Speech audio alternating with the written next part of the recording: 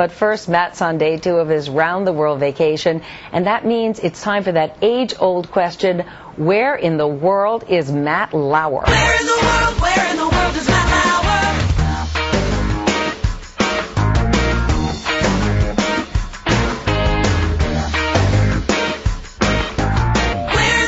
Where in the world is Matt Lauer? Hey, Meredith, Ann, and Al, welcome to day 2 of Where in the World is Matt Lauer. We've left the cozy confines of the world's largest building behind it, Boeing in Washington, taking a beautiful trip to another inspiring location, and I think you're going to like this one a lot. But let me get right to that clue, okay? Remember what I said yesterday as I left Everett, Washington? I said, Clare speaks the language, but if you need translation, you'll find Ann holding it down when some of us hit the road. I think this was a layup, so where do you guys think I am? Well, I figured Ann holds down the fort, and then I Googled Matt, and I found that Clare is a county in Ireland, so I think it's Ireland.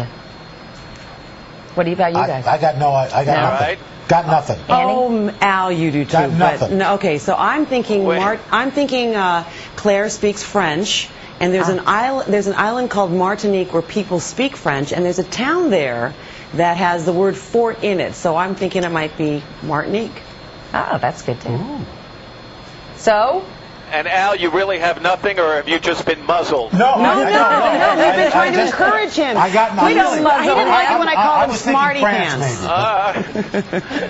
All right, here's the deal. Clare speaks the language. The way it was spelled Clare, that is County Clare in Ireland. Yay! But Ann holds it down when some of us hit the road.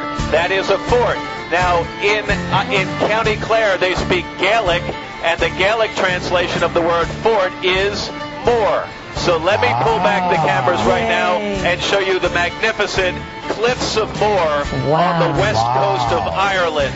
It is one of the most sensational sights you'll ever see. They rise about 700 feet up from the Atlantic Ocean, and they're one of the most popular tourist destinations anywhere on the Emerald Isle. About 1 million people will come here this year alone. I've got this really cool helicopter with a great camera mounted on it, so I can show you some of the sights. First, we're going to start behind us. You get a great view from here, a bird's-eye view of the Aran Islands. Those are home of the Aran fishermen sweaters, 3 islands actually, where you'll find the most traditional forms of Irish life. Now back to the cliffs, down to my right, the southern end of the cliffs, you'll see Moher Tower, built in the late 1800s to protect this area from an invasion from the French, which never came. And just in front of Moher Tower, you'll see a rock formation called Hag's Head. If you use your eyes and your imagination, you might think that that looks like a seated woman. According to local legend, that's a woman who followed her lover all around Ireland, and when they got here, he jumped off the cliffs and swam to the Aran Islands, and she sits there to this day waiting for his return. I don't know what the Gaelic word for stalker is, but I think that fits the bill.